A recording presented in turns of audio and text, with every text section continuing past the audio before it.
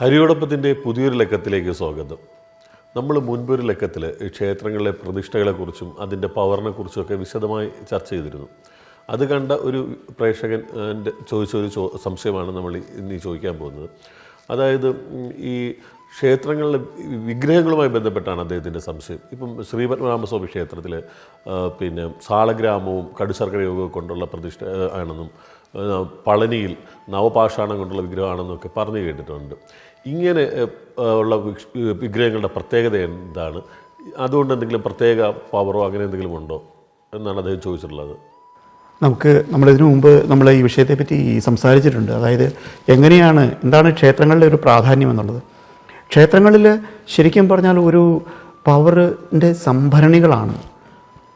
അവിടെ ഈ പറഞ്ഞ പോലെ അവിടെ വരുന്ന ഭക്തജനങ്ങളുടെ ഉള്ളിലെ പവർ, ആ ഒരു ശക്തിയും കൂടെ അനവധി ആളുകൾ ഒരു ക്ഷേത്രത്തിൽ വന്ന്, ഒരു മഹാക്ഷേത്രത്തിൽ വന്ന് പ്രാർത്ഥിക്കുമ്പോൾ അവരുടെ ഉള്ളിലെ ചൈതന്യത്തിൻ്റെ ഒരു നിശ്ചിത ശതമാനവും കൂടെ അവിടെ ഒരു സംഗ്രഹിക്കുക, അല്ലെങ്കിൽ അവിടെ സ്റ്റോർ ചെയ്യുക എന്നുള്ള ഒരു വലിയ ചിന്ത എനിക്ക് ഇതിൻ്റെ പുറകിലുണ്ടെന്ന് തോന്നുന്നു. കാരണം പ്രതിഷ്ഠ എന്നുള്ളത് ഒരു കാഴ്ചപ്പാടിനെ അധിഷ്ഠിതമായിട്ടാണ് പലപ്പോഴും ചെയ്യുക. പല ക്ഷേത്രങ്ങളിലേക്കും തന്ത്രിമാരൊരു ഈശ്വരനെ അവിടെ പ്രതിഷ്ഠിക്കുമ്പോൾ അതിന് കൊടുക്കുന്ന ഒരു രൂപവും അതിന് കൊടുക്കുന്ന ഒരു ശക്തിയും പവറും, അല്ലെങ്കിൽ ഇന്ന പർപ്പസിന് വേണ്ടിയാണ് ഇവിടെ ഇത് പ്രതിഷ്ഠിച്ചത് എന്ന് തീരുമാനിക്കലാണ് അന്ന് അവിടെ ചെയ്യുക. അപ്പോൾ നമുക്കറിയാം, ഓരോ ക്ഷേത്രത്തിൽ ചെന്ന് നമ്മൾ പ്രാർത്ഥിക്കുമ്പോഴും ഒരു പ്രത്യേക ചിന്തയോടുകൂടിയാണ് നമ്മളുടെ ശക്തി അവിടെ ഉപയോഗിക്കുക.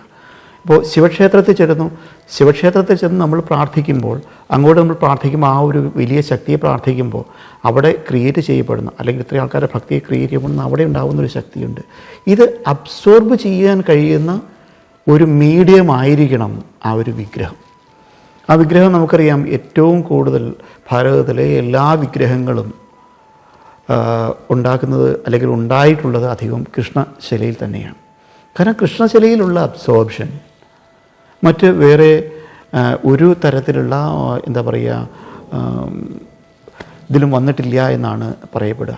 ഈ കൃഷ്ണശിലയിലുള്ള വിഗ്രഹത്തിലേക്കുള്ള അബ്സോർപ്ഷൻ വളരെ കൂടുതലാണ്. പക്ഷേ ഈ കൃഷ്ണശിലയിൽ ഉണ്ടാകുന്ന വിഗ്രഹത്തെ ഉറപ്പിക്കുക എന്നുള്ളത്, നമുക്കറിയാം, ഒരു വിഗ്രഹം ഒരു ശില്പി കൊത്തി അതിനെ പ്രതിഷ്ഠിക്കുന്ന സമയത്ത് ഇതിനെ കൃത്യമായിട്ട് ഉറപ്പിച്ചവിടെ നിർത്തണം. ഈ നിർത്തുന്ന സമയത്ത് ഇതൊരു പീഠത്തിലാണെങ്കിൽ, നമുക്ക് ശിവക്ഷേത്രത്തിലെ ശിവബിംബത്തിന് താഴെയുള്ള അതിൻ്റെ പീഠം, ആ പീഠത്തിൻ്റെ താഴേക്ക് ഏകദേശം 1-2 ഭാഗവും കൂടെ, ആ വിഗ്രഹത്തിൻ്റെ 1-2 ഭാഗവും കൂടെ താഴേക്കുണ്ട്. ഇത് കവർ ചെയ്യുന്ന, അല്ലെങ്കിൽ ഇതിൻ്റെ ഗ്യാപ്പുകൾ മുഴുവൻ ഫില്ല് ചെയ്യുന്നത് ഈ കടിശർക്കര പോലെയുള്ള, അല്ലെങ്കിൽ നവപാഷാണം പോലെയുള്ള ഔഷധ കൂട്ടുകൾ കൊണ്ടാണ്. ഈ ഔഷധക്കൂട്ടുകളുടെ പ്രത്യേകത എന്ന് വെച്ചാൽ ഇത് വളരെയധികം പച്ചപ്പ് ഇതിലുണ്ട്. ഈ ഔഷധക്കൂട്ടുകളുടെ പ്രത്യേകത എന്താ വെച്ചാൽ, ഈ ഒരു ഔഷധക്കൂട്ടുകൾ അവിടെ ഇടുമ്പോൾ മറ്റ് ഒരു തരത്തിലുള്ള ബാക്ടീരിയലായിട്ടുള്ള വിഷയങ്ങൾ ഉണ്ടാവാൻ പാടില്ല, കണ്ടാമിനേഷൻസ് വരാൻ പാടില്ല, ചെറുജീവികൾ അവിടെ പ്രവേശിക്കാതിരിക്കുക. നമുക്കൊരു വിഗ്രഹം വെച്ച് കഴിഞ്ഞ് അവിടെ ദിവസവും അഭിഷേകങ്ങളും പൂജയും എല്ലാം കഴിയുന്ന സമയത്ത് ധാരാളമായിട്ടുള്ള വെള്ളവും ഒക്കെ അവിടെ വരുമ്പോൾ അതിനിടയ്ക്കൂടെ കൃമി വളർന്നാൽ ഈ പാലഭിഷേകവും നെയ്യഭിഷേകവും നടത്തുന്നതല്ലേ, അപ്പോൾ ചെറുജീവികൾ അവിടെ വളരാനുള്ള സാധ്യത വളരെ കൂടുതലാണ്. അങ്ങനെയുള്ള ഏറ്റവും കൂടുതൽ അങ്ങനെയുള്ള പ്രാധാന്യം വരുന്ന ക്ഷേത്രങ്ങളിൽ നമുക്കിപ്പോൾ ഉദാഹരണത്തിൽ പറഞ്ഞാൽ നവപാഷാണം കൊണ്ടാണ് പഴനി വിഗ്രഹം ഉണ്ടാക്കിയിട്ടുള്ളതെന്നാണ് പറയുക.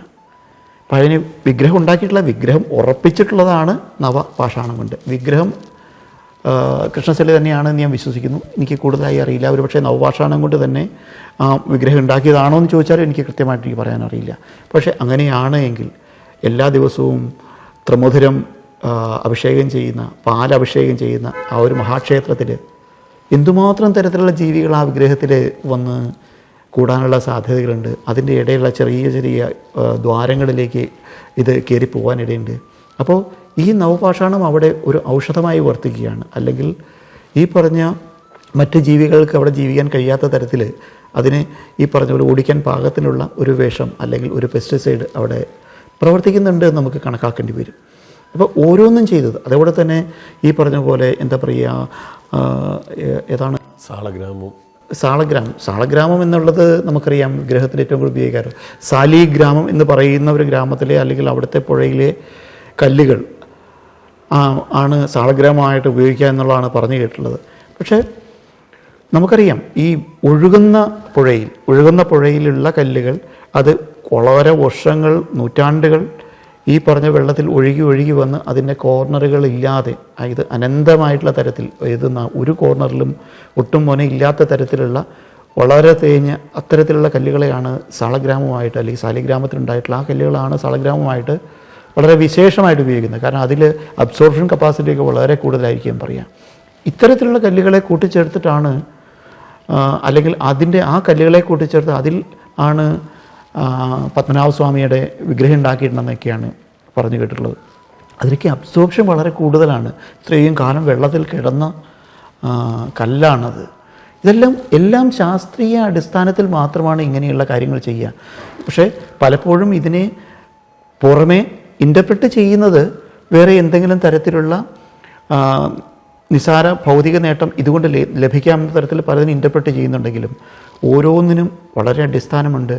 നവഭാഷാണ് ഉപയോഗിക്കുന്നതിനും ഈ പറഞ്ഞ പോലെ കടി ശർക്കര എന്നുള്ളതും ഈ പറഞ്ഞ പോലെ വിഗ്രഹങ്ങൾ ഉറപ്പിക്കാൻ ഏറ്റവും എളുപ്പമായിട്ട്, അതായത് സാധാരണ ക്ഷേത്രങ്ങളിലെല്ലാം വിഗ്രഹങ്ങൾ ഉറപ്പിക്കുന്നത് ഒന്നെങ്കിൽ അഷ്ടബന്ധം അല്ലെങ്കിൽ കടിശർക്കര, ഇതൊക്കെ ഉപയോഗിച്ചാണ് നമ്മൾ വിഗ്രഹങ്ങൾ ഉറപ്പിക്കുക. കാരണം ഇത് ചെയ്യുമ്പോൾ അവിടെ ഒരു തരത്തിലുള്ള കണ്ടാമിനേഷൻസ് ഉണ്ടാവാതിരിക്കുക, ചെറുജീവികൾ വിഗ്രഹത്തിൽ വളരാതിരിക്കുക, ഇതൊക്കെയാണ് തീർച്ചയായിട്ടും ഈ ഒരു ശാസ്ത്രീയമായിട്ടുള്ള ഒരു പഠനം ഇതിൽ നിന്നൊക്കെ ചെയ്യുമ്പോൾ നമുക്ക് മനസ്സിലാക്കാൻ കഴിയുക. ഈ വിഷയത്തെക്കുറിച്ചുള്ള നിങ്ങളുടെ അഭിപ്രായങ്ങൾ ഉറപ്പായും കമൻറ്റ് ചെയ്യുക. മറ്റൊരു വിഷയവുമായി വീണ്ടും കാണാം.